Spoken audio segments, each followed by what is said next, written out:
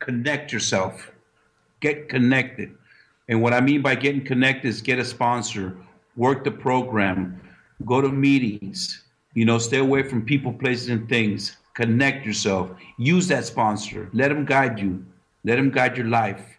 He's there to help you at no cost. It's time for the Share Recovery Podcast, where we bring you amazing life-changing success stories from addicts and alcoholics all over the world who share their inspiring journey in recovery. And now, here's your host,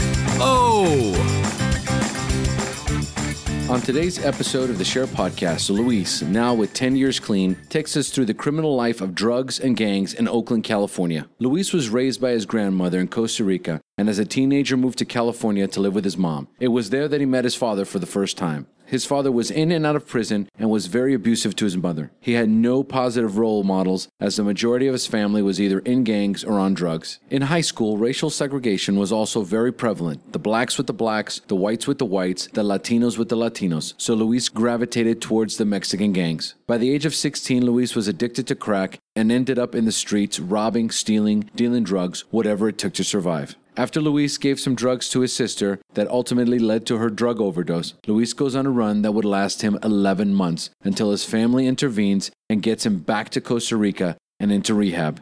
Today, Luis is a father, a husband, a friend, as well as a responsible, productive member of society. It's an amazing, inspiring journey of recovery.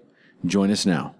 And after this interview, if you enjoyed listening to the Share Podcast, please leave us a rating and review on iTunes or Stitcher Radio. This will ensure we get ranked well on these networks, and that means more people will easily find the Share Podcast. This is the best way to show your support and help us grow. Now back to the show.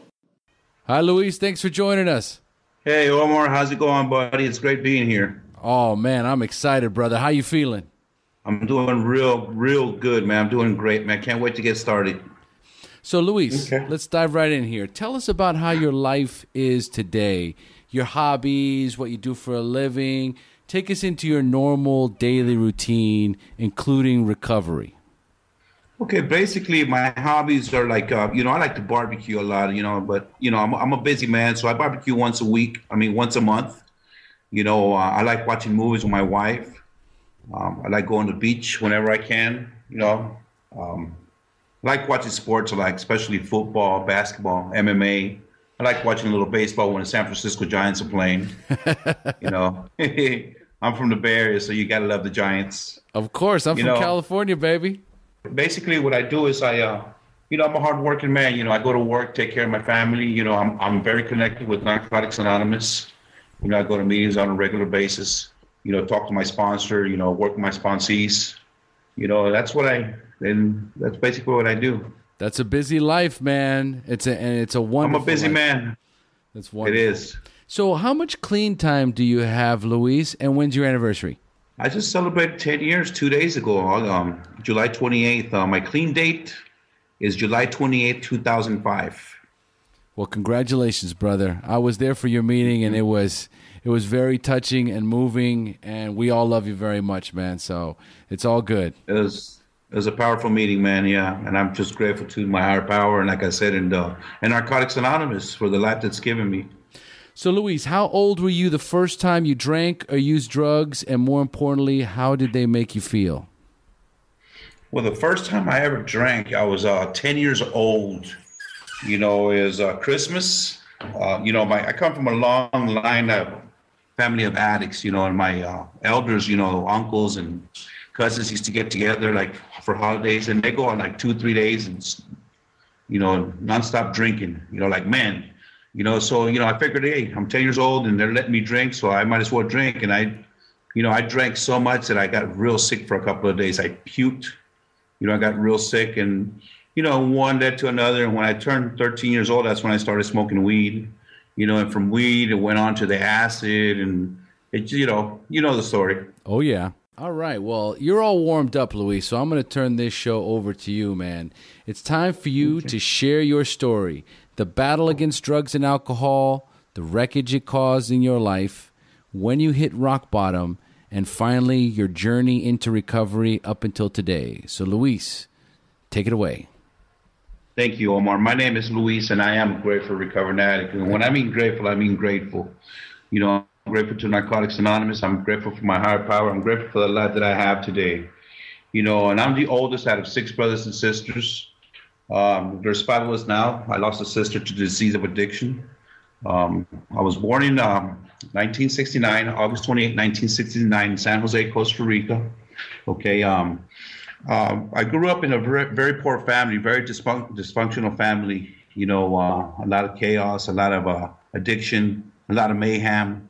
You know, and out of all my brothers and sisters, I'm the first one. My mom left the United States to San Francisco, California, you know, and left us behind in Costa Rica, my grandmother, to take care of us. And the poor lady had a handful. She had her kids to deal with, and she had us to deal with, you know, so we didn't have no guidance growing up. Basically, we're on our own, you know, but out of my brothers and sisters, I was the first one to go to San Francisco, California in 1977. You know, when I got to San Francisco, California, it was like, wow, I couldn't believe it, you know, from a poor place here in Costa Rica to this huge city, you know, the bridges, and my mom spoiled me. She took me up to the street, where they sell all the Mexican, you know, the fruits and everything, bought me apples, grapes. You know, my grandma used to buy an orange here in Costa Rica and share between 8 of us. You know, that's how poor we were. And, wow. You know, me having to go to California, San Francisco, and she buys all this stuff for me. You know, it's like I was a spoiled brat, you know, and a couple of years went on, and then my mom brought my brothers and sisters and my grandmother and my uncles, and that's how the whole family, you know, little by little came to the United States to, you know, follow the American dream. Right. You know, go to the United States, you know, get a good job, get a life, buy a house, get married, what the American dream has to offer. You know, but you know, through the process of the 12 steps of Narcotics Anonymous, I'm well aware that I was born an addict. You know, inventory of my steps.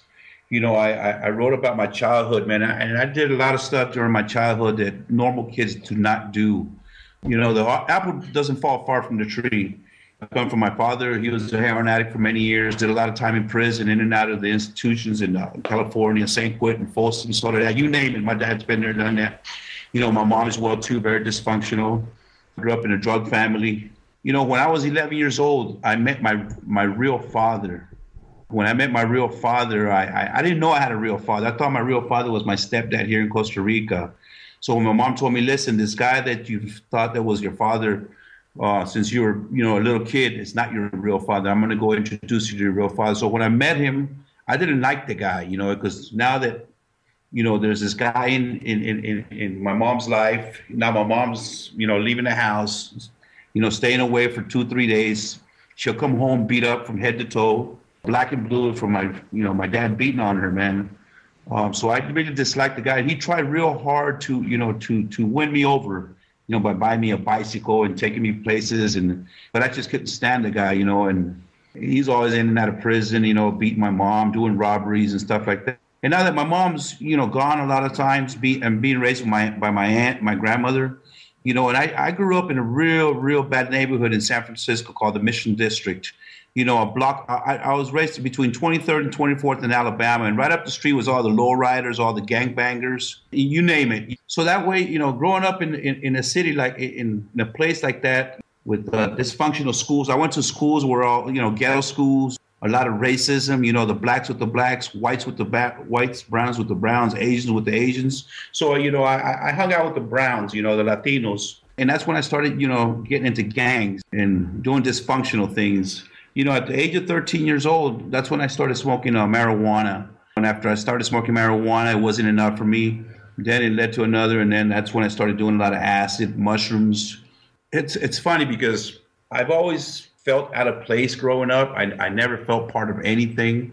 I felt alone, felt like nobody liked me. It was weird growing up, man. I just didn't feel part of it. I go to school and I hated the teachers. I hated everybody, you know, and what best way to get out of yourself than to get high? You know, once I met drugs, it's like I met God.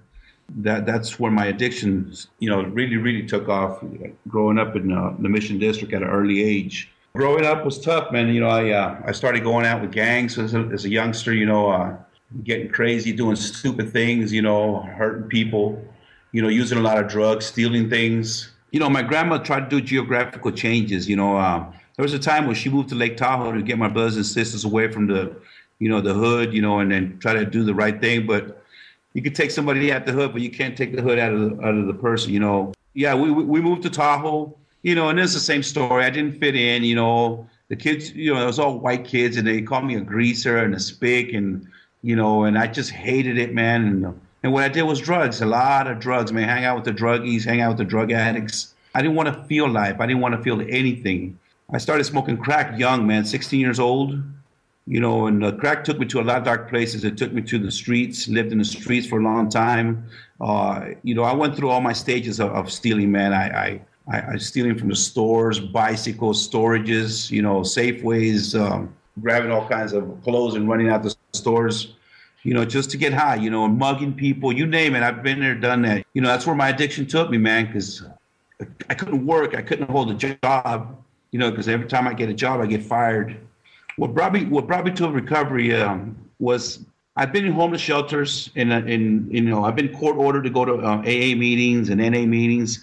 I used to go to them, so like homeless shelters, so I wouldn't get kicked out of the shelter. Right. You know, but I was never ever at those meetings. You know, I would go there just to get the paper signed, so I wouldn't get kicked out of the homeless shelter. You know, but I was never there because I never hit a bottom. I was comfortable, you know, doing what I was doing. What led me to my bottom was that, you know, I almost 11 years ago on July 28th, August 28th, excuse me, on my birthday. My birthday's coming up on August 28th. I had given some dope to my sister, my 30-year-old sister with 5 kids, and she had a brain hemorrhage that day. She passed away. Next day, they had her on a life support machine. And so that's what, after my sister passed away, I spent 11 months on the street, and that's when I hit my bottom. And that's when I came to Costa Rica, went to rehab. You know, I spent 62 days in rehab. As soon as I got out of rehab, I got connected with NA Fellowship. I started going out to the Anchor Club. Okay. That's where I met my sponsor, Bill, you know, the greatest man I've ever met in my life. Yeah, he's good stuff, man. You know, my sponsor really broke me down. You know, I come from the hood. I come from the streets. No self-worth at all. You know, low self-esteem. I had this image that I was something that I wasn't. So he worked on me on breaking all those images, you know, building myself up through the process of 12 steps. My sponsor, when I first asked him to be my sponsor, he asked me if I was willing to go to any length. I told him I was willing to go to any length. He told me, well, shut up and don't think for a whole year. Okay, so that's what I did. I shut up and I didn't think for a whole year. I let him guide my life. If for me, a guy coming from where I come from, to have a man tell me that, you know, and to have a man tell me to shut up and listen was huge, man, because I could never have another man talk to me like this, you know. But I used to always tell myself, listen, I need this guy more than he needs me, man. This is the first time that I've ever been clean. You know, this is the first time that I felt connected. This is the first time that I have somebody that cares about me, doesn't want anything from me, just for me to recover, just for me to have a life. So at times when I wanted to beat up my sponsor, because he's tough. You know, he's one of those guys that's been in prison too in the California penal system. You know, St. Quentin, Folsom, you name it. You know, I listened to my sponsor. He guided me, and when I first got clean, I would go to Bill for everything, man. Hey, I need to buy a set of tires. Where do I go? I need to do this. What do I do? You know, because I didn't know nothing about life. I didn't know nothing. I didn't know how to be a man. I didn't know how to buy a set of tires. I didn't know nothing, you know, because I never did nothing but get high. I worked the 12 steps of Narcotics Anonymous with my sponsor. That's when I started becoming a man. I did prison work here in Costa Rica, H&I. Okay. I did it for almost 4 years. I would go on the weekends to the prison here in Costa Rica and carry the message, my experience, strength, and hope. I've done a lot of service work in our fellowship. I step up to the plate, man, because this program has given me so much. Basically, what I do today is I go to a lot of meetings. You know, I talk to my sponsor. I sponsor people. I stay connected. I stay connected with the fellowship. You know, like I said, I just had 10 years clean, and I'm still going to meetings. And a lot of people ask me that don't know, hey, listen, do you still need to go to those meetings? I go, yeah, I still need to go to those meetings. You know, in the time that I've been clean, I've seen a lot of tragedy happen. I've seen a lot of people die. I've seen people kill themselves. I've seen people kill people. This disease of addiction is insidious. It's dangerous. I see how powerful it is, you know, and I see what it's done to people. And that's why I stay so connected to the fellowship. You know, I have family members of mine that are complete addicts, you know, that don't have a program. And I have family members that are not using drugs that need a program, you know. But I can't carry nobody. I just could do what I have to do in order for me to become a man. Luis, your story, because I've heard it on several occasions and in different versions, it's gripping, it's powerful, and what we try and do, or at least what I try and do, is when we're sharing our experience, strength, and hope, is to try and for just a brief moment, just a little bit of time, we go back to these moments. I know you've been in gangs. I know you've been basically what the literature tells us.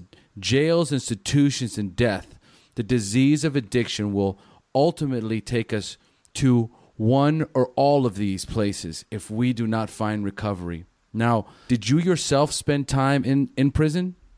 I didn't do no prison time. I did a lot of jail time. I couldn't stay out of jail, Omar.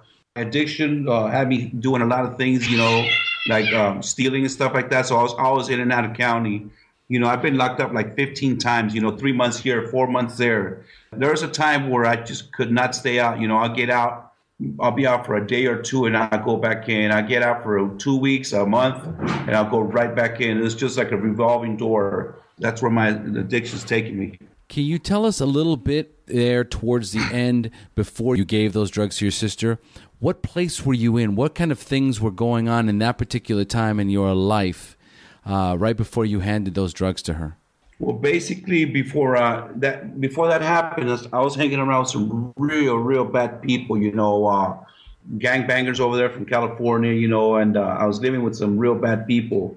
It was a day before my birthday, and this guy came up to me and told me, "Listen, I got something real good to give you, man." And the way he looked at me, he had like an evil look in his face, and he gave me some meth.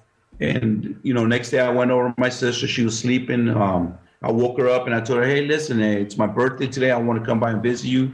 And my sister was kind of sad to see me because, she goes, "Listen, where you been? You haven't been around the house for 6 months. Mom misses you. Grandma misses you.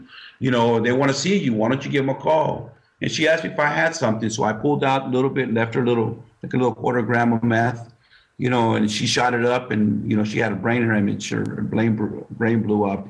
I've gone through all my different stages of drug use. Like I said, I started from drinking, from marijuana. At the age of 16, I started smoking crack. At the age of 24, that's when I got introduced to meth. When I got introduced to meth, it was like the kiss of God, man. When I got introduced to meth, it's just like I was like Superman. Nothing could stop me. I was invisible. I could go on forever and just do whatever I had to do in order to get high, steal, rob, just like everything else, all the drugs and addiction, it takes you to, at the beginning, it's all good, but then it takes you to real dark places, and that's where it took me. It took me to a lot of dark places, There's no question about it. That's where it's going. That's where it's going to lead. And then during those 11 months, your sister dies and you go on a run. What was that run like? After my sister died, my family wanted to help me out, and my aunt picked me up and she took me to her house in Oakland, California. And I was there for a week, and I found a good excuse for me to get out of the house. I didn't tell nobody that I gave my sister that dope. I kept it to myself because when I saw my sister's kids in the hospital screaming and yelling, "Mommy, mommy, mommy, no, mommy, please don't go." I just told myself, "Oh my God, what did I do? I can't tell anybody." So I had a lot of pain, man, a lot of pain when I, those 11 months that I used. I wanted to die. I was hanging out with some bad people, guns, shotguns, drugs, you name it, man. It was just ugly, man. And, in those 11 months that after my sister died, I don't know what happened. I just got real weak in the street, real vulnerable. I wasn't being myself, that tough son of a bitch anymore. I guess whatever happened, I know what happened. It's just my higher power had a big plan for me. 11 months after my sister died, man, that's when my family looked for me in the streets and told me, "Listen, we need you to leave. We need you to go to Costa Rica. We need you to go to rehab because you're going to die." And that's when I said, "Oh, I can't take this no more. I got to jump in an airplane. I got to get out of here." And that's when I came to Costa Rica, and that's where my journey began. As soon as I got to Costa Rica, I slept a few days, went to rehab, did the 62 days in rehab, got out, got connected, real connected with the fellowship. got the sponsor, worked the steps, and my life is amazing today. You know, in the time that I've been clean, I've had a lot of gifts. I got married. I have a wife. I have a son. I have cats that I love. You know, I have people that care about me. I have people that trust me. The people I work for, they love me. They know that I'm an honest man. You know, I have my aunts that are elders. You know, they're elderly people, and they don't have any sons or daughters. And I'm there for them. You know, I'm there for them every step of the way. You know, they trust me with their money. Today I'm cash register, you know, honest. I'm honest in all my affairs. I practice principles in all my affairs. You know, and people look up to me. I consider myself a productive member of society today, and I owe it all to the program. So that first year, like, so you come to Costa Rica, and I remember you shared about it at your 10-year anniversary. You were talking about that transition coming from the United States over to Costa Rica. You know, what was it that was going on right at that time? Because there was some craziness for them getting you over here. They had to do some manipulating to get you over here. Well, the way I got to Costa Rica is like 2 weeks before I came to Costa Rica. You know, my mom went to Hayward, California, and she picked me up from a dope house. You know, and she told me, listen, we already bought the airplane ticket for you. We bought clothes for you, underwear, socks, shoes, everything for you to go to Costa Rica. Let's go with me right now. So I told my mom, listen, just give me a couple more days. No, let's go right now. So, you know, by the grace of my higher power, I jumped in a car. I went to my mom's. My mom was a managing some apartments in downtown Oakland. So she had an empty apartment. She put me in that apartment with the air mattress. You know, she took all my clothes, my pants, my shoes. She took everything away. Just left me in my underwear so I wouldn't escape, you know, and go back in the streets. And all she did was come in my room, feed me, you know, gave me a towel so I could shower. 2 weeks, I slept 2 weeks before I came to Costa Rica. A day before coming to Costa Rica, I told my mom, hey, listen, I need you to take me to the hood because somebody owes me money. You know, I want to collect that money. It was a lie. I just wanted to go back to the dope house that I was living in, you know, just to get high for once the last time, because I knew that was going to be the last time. I just knew it. You know, so I went to the dope house, got high, and I could hear my mom outside screaming, I'm going to call the police. Get out of there now. And so I'm hitting the pipe, the meth, you know, so and I'm all paranoid. My mom's yelling, you son of a bitch, get out. I'm going to call the police. You know, so I jumped in a car, went to San Francisco, you know, and I was devastated, man, because I just took a hit of meth, you know, and I want more, and my disease is attacking me. I want more and more. I'm jonesing. When I got to San Francisco, my family was waiting for me, my grandmother, my uncle. You know, I told my grandmother to give me some money so I could go buy some cigarettes. She goes, please don't go to the store because you're going to take off on us. I go, no, just give me some money. And my mom's husband took me to the store. I bought a little bottle of brandy just to calm down from the Jones, you know, because I was jonesing so bad. You know, and I came back to my family's house where they were waiting for me. And I, you know, searched my uncle's house. I found a huge bottle of Chivas Regal. Big bottle. I drank the whole thing in order to calm down, and I did. I threw up all night. You know, next day I got up and got on the airplane and came to Costa Rica. It's weird because when I was in that airplane, it felt like something just came off of me, like this real ugly dark energy. Like it was weird, man. It just felt like a peace inside of me, man. When I got to Costa Rica, I told my grandma, let me sleep for 4 more days because if you send me to rehab right now, they're going to kick me out.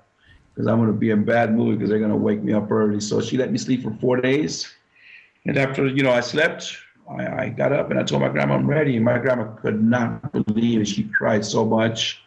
You know, she could not believe it that I, for once in my life, said that I was ready to get help. You know, and I went to Serpa, rehab center here in Costa Rica. And that was the beginning of my journey, man.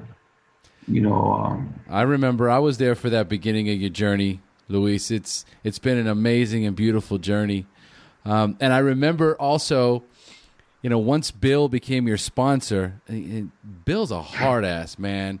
I mean, and like you say, you've mentioned it before. You needed a sponsor like Bill because he knew exactly where you came from. So what was that first year like? What did he put you through? Well, my sponsor, Bill, he's the greatest man there is, and that's how I mean, I've never had a father role, and today I look at Bill as my father, man. At first, when I first got Bill as a sponsor, he told me, "Listen, motherfucker, I'm not here to be your friend. I'm here to be your sponsor. I'm here to guide you through the steps."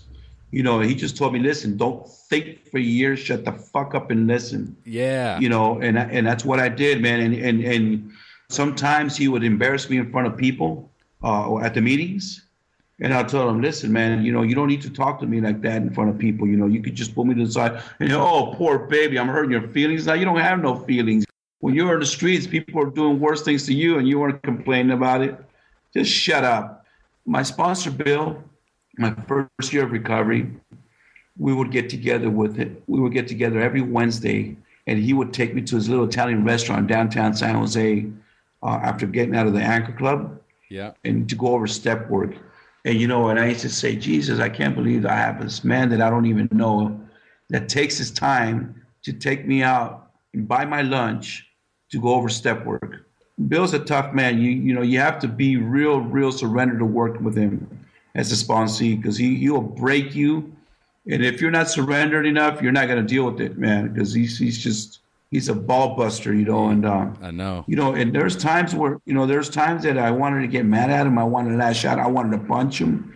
But you know what, man? I used to always tell myself, man, I need that man more than he needs me, because I saw the kindness in his heart, even though he was an asshole. Yeah. But, he was the best man at my wedding, my sponsor. I admire him to the fullest, and I look up to my sponsor.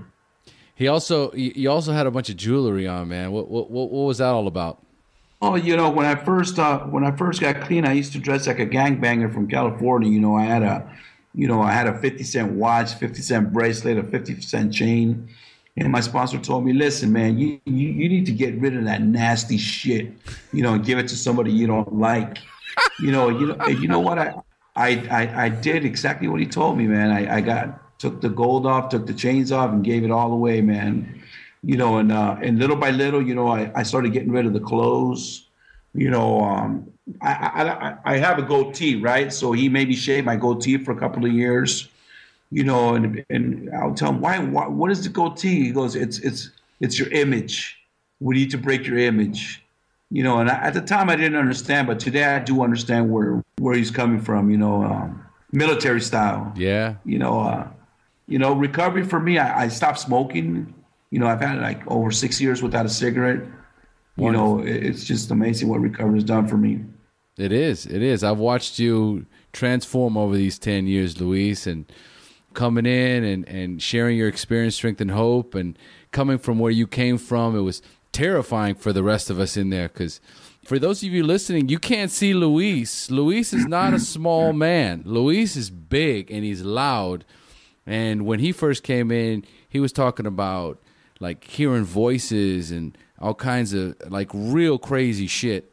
And the rest of the people in the rooms would be standoffish to Luis. Mm-hmm. See, growing up where I grew up, I grew up with a lot of the people I associated with were real bad people. Gangbangers, murderers, bank robbers, and that's the people that I associated with. So I did so much dope, so much meth, so much everything that I got delusional. I used to think everybody worked for the cops. I used to think the birds had cameras and they were working for the cops.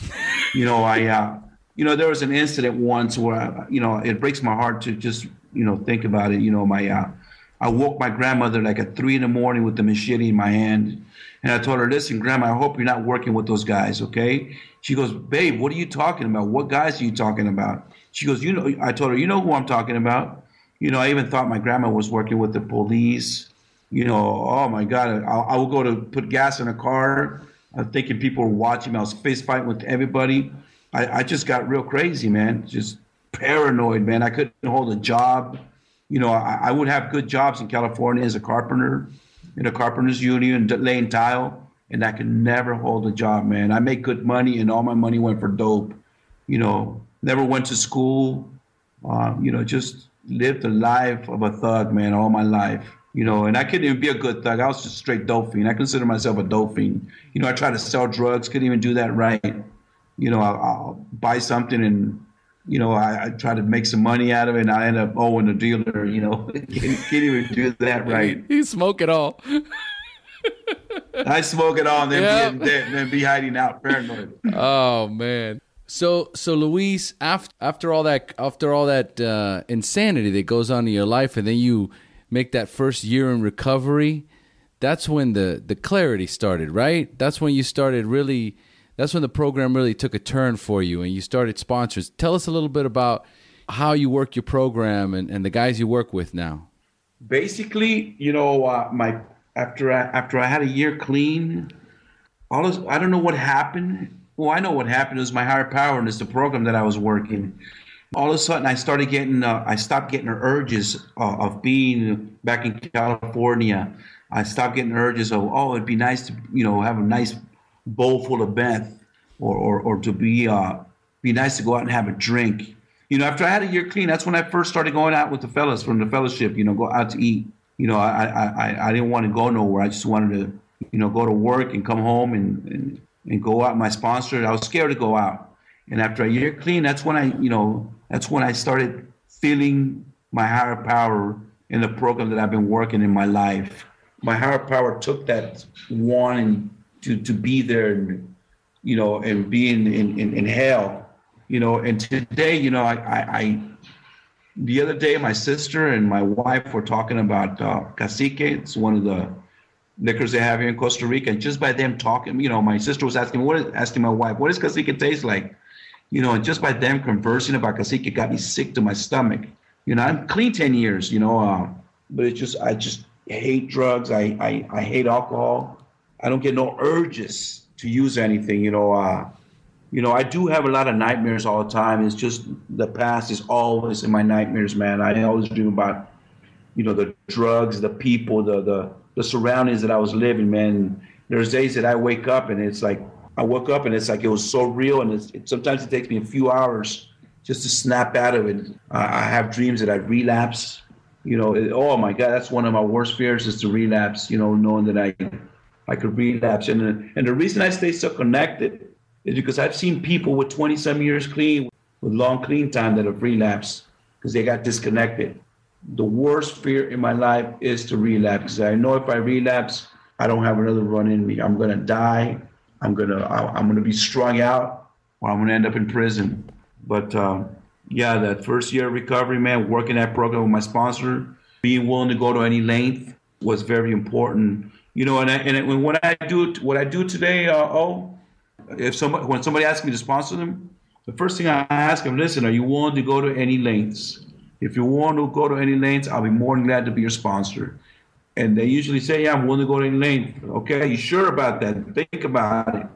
When they started getting like, oh, well, I didn't call you because, well, didn't you tell me you were willing to go to any lengths? And that's, I sponsor people the same way as Bill sponsored me, but not as harsh. I'm not as harsh as he is. I'm a lot nicer. What about when people used to say, keep coming back? When I first got clean, my stories were so crazy. There's a gentleman in a fellowship named Ed, which I admire a lot. He was also at my wedding. After my shares, he would always tell me, keep coming back. And I used to hate to hear that. Keep coming back. So I wouldn't have to hear that every time I shared. After my shares, I'll say, well, my name is Luis. I'm a grateful recovering addict, and I'm going to keep coming back. And then he'll ask me, why do you sometimes say grateful and sometimes you don't? Because I don't feel grateful sometimes. Today I go to meetings for me. I don't go to meetings for nobody else, man. There's a lot of things sometimes in meetings that I dislike. You know what? I look at the stuff that I dislike and I learn from it, and the stuff that I like, I keep. Yeah. I'm not there to judge nobody. I'm there for me. I'm there to save my ass. I'm there to look at the similarities instead of the differences. And that's a gift for a conflicted person like me. That's a gift. Well, Luis, there's it's up to you whether or not you want to discuss this. But I know there's a very touching part in your story, especially since, where you come from and the criminal element and your family, being, drug addicts and being involved in gangs. I know your nephew came down here as well after you did to try and help him get clean. And he did. He got into the meetings. Mm-hmm. He got into the fellowship. He started working the program. Do you mind telling us about that particular part of your life? No, I don't mind. Through the inventory of the steps, I found out that I didn't kill my sister. The disease of addiction took my sister's life away. But my disease wanted me to think that I killed her so I could go ahead and the disease wanted me dead. And thank God through me working the steps and working with my sponsor, my sponsor, listen, man, all your higher power, you didn't kill your sister. Disease of addiction took your sister's life away, and I used to blame God for my sister's death. And my sponsor goes, listen, God didn't take your sister away. The only thing God wants from you, your higher power, is to be happy, joyous, and free. He just cares for you and he loves you. And that's all I needed to hear. So part of giving back and making an indirect amends to my sister was, helping her kids out. I brought her daughter, my niece, when she was 11 years old. She was growing up with the gangbanging family. And I also brought my nephew when he turned, he was almost 18 years old. And the reason I told my family, hey, listen, could we bring Jonathan down here? Please, I'll make sure I'll take care of him. I'll make sure I'll guide his life. Because nobody in my family wanted to deal with him because they know he's the way he grew up, the family that he grew up with. My nephew grew up with killers, man. Straight gangbanging, bank robbing killers. So my family goes, listen, if you take care of Jonathan, we'll bring him to Costa Rica. We brought him to Costa Rica. He was in rehab for 8 months in Costa Rica recovery. He got billed as a sponsor, got out of rehab, started working, got a little job, started working the steps. If I'm not mistaken, he got all the way to the 9th step with Bill. He had 2 years clean. He started hanging out after 2 years clean, he started hanging out with the wrong people, started doing things that he shouldn't been doing, making money the wrong ways. And, a ghetto kid, a welfare-raised kid, that never had anything. All of a sudden, he has a whole bunch of money in his pocket. The kid went crazy. He went out and bought guns, machine guns, pistols, cars, motorcycles, and, casinos, prostitutes. He just started going wild, and he picked me up at work one night, and he was real crazy. He was real loaded, and I told him, Jonathan, listen, man, you shouldn't drive, man, because you're going to kill somebody. Because on the way back from when he picked me up from work, he almost ran a car off the road. And so he dropped me off at home, left, and next day, the family got a call that he killed 4 people, man. He went into a nightclub, got crazy, and took off in his car, ran a red light, going about 120 miles an hour, and killed 4 people that were coming back from a church. As a matter of fact, today is those people's 4th year anniversary since they passed away. The 4 people that died. No way. Today's the day? Yeah, today's the day. Yeah. Oh man. Wow. And I think about that family all the time. I think about the people they left behind. I think about just what happened that night. My nephew, good kid. Everybody loves him. In the meetings, he's a good-hearted kid. Now he's doing 16 years in prison for what he did. And I go visit him on a regular basis. He struggles with his addiction. He's coming out today. He's having 60 days clean, as a matter of fact, Omar. Oh, today he's celebrating 60 days clean, and today those people died 4 years ago. It's part of the disease. It's part of that reminder of why we do what we do, man. We keep coming back. I take recovery very serious because I know what it does, man. I have an uncle of mine. He was married with wife and kids. He was married with his wife for some 20-some years. He was in selling houses. We had a beautiful house with a swimming pool in Modesto, California. He was in recovery, sponsoring people, doing everything in NA and AA. And one day he relapsed. His wife left him. He got HIV. And that's just one of the many cases in my family. My sister that dies, husband, he's doing life in prison for murder. I've seen a lot of people in my family die from the disease of addiction. Omar, it's funny because through the 12 steps of Narcotics Anonymous and the amends part, I was able to make amends with my father. He lives in El Salvador. My father got deported from the United States, and I can't remember the time, but a few years ago, I flew to El Salvador and I spent some time with my father, spent a week. And I told him he couldn't understand why I was there. And I go, no, it doesn't matter. I'm here because you're my father and I love you. And I just wanted to show you who I am. My father's been dry because, he doesn't go to meetings or anything, but he's been dry for like 15, 16 years. Wow. And we had a good get together, and it was for me to heal myself, and I've made amends to my family. I made amends to my sister that died, indirect amends. There's a lot of amends that I'm not able to make, but by me staying clean, giving back, sponsoring people, that I can make just those indirect amends. It's just amazing what this program is. I take it real, real serious, Omar. The disease of addiction kills people. I've seen guys that go to our meetings, Omar, commit suicide, shoot themselves in the head. What I could suggest to newcomers, man, is get a good sponsor, stay quiet, listen, like my sponsor says, shut the fuck up and listen, work the steps, stay away from people, places, and things. Be willing to go to any length. Let your sponsor guide you for a year. Well, usually they say 6 months. He told me a year because I was a piece of work when I came into his rooms. Yeah, this is serious. It's a serious disease. I'm scared of it. Hey, I have a healthy respect and fear for that disease too. It's healthy respect. That's what it is. Healthy respect. Well, since we're giving suggestions, let's start closing up, Luis, and let's go into the section I like to call For the Newcomer. So what I'm going to do is I'm going to ask you some questions about your early recovery, and you're going to answer with some inspiring and insightful answers you can share with our newcomers. Are you ready? Okay. Perfect. So, number one, what was keeping you from getting clean or staying clean when you first got introduced to recovery? I wasn't beaten enough, man. I didn't hit bottom yet, even though I did hit bottom, but, I'm a dope fiend. When I was using drugs, I was in homeless shelters, court ordered to go to meetings, and those meetings that I went to, I was never there. I just went there to get the paper signed or so I wouldn't have to get kicked out of the homeless shelter. A hard-headed person like me needs to go through a lot of pain in order to surrender. That's why I never surrendered, man, until my sister died. Absolutely. No, I remember. Perfect.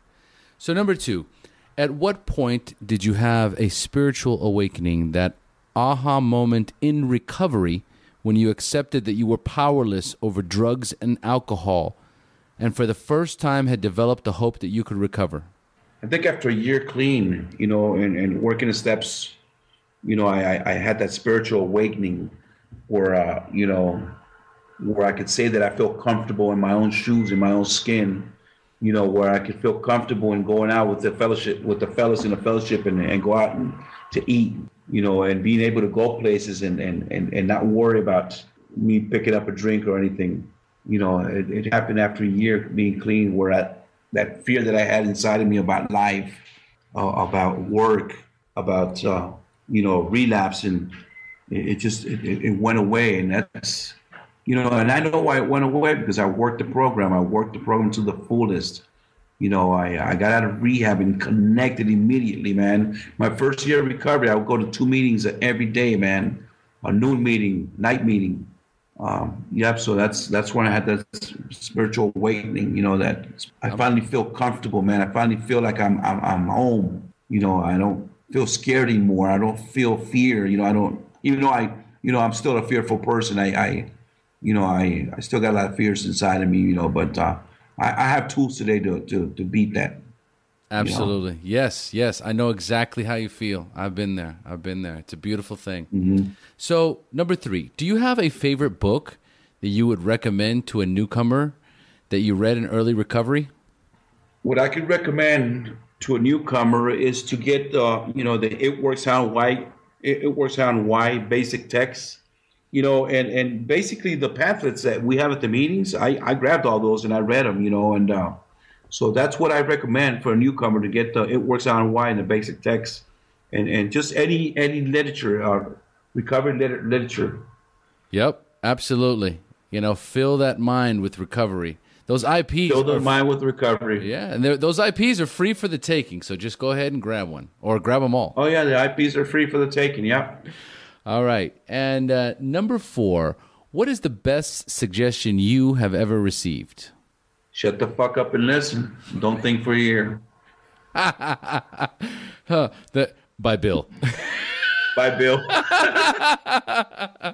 By All Bill. right. Absolutely. So if you could give a newcomer only one suggestion, what would that be? If I could give a newcomer a suggestion is connect yourself. Get connected. And what I mean by getting connected is get a sponsor, work the program, go to meetings, stay away from people, places, and things. Connect yourself. Use that sponsor. Let him guide you. Let him guide your life. He's there to help you at no cost, at no cost. Absolutely. Luis, great suggestions. We have now reached the end of our show. Thanks for joining us. And as we say here in Costa Rica, pura vida. Pura vida, Omar. Thank you. Thank you, brother, man. This has been awesome. I love it. Bye-bye. Thank you for joining us on the Share Recovery Podcast. To check out the show notes page on this interview or to thank our guests for sharing their story, go to www.thesharepodcast.com. While you're on the website, don't forget to sign up for our free newsletter to stay up to date on the latest news, podcasts, and interviews. Want to be one of our guests and share your story? Then go to our website and click on the Share Your Story button. We share our inspiring recovery stories every Tuesday, so subscribe to our show on iTunes or Stitcher Radio to get your free weekly download. We'll see you then. The opinions shared on this show reflect those of the individual speaker and not of any 12-Step Fellowship as a whole. And though we discuss 12-Step recovery and the impact it had in our lives, we do not promote or endorse any 12-Step Anonymous program.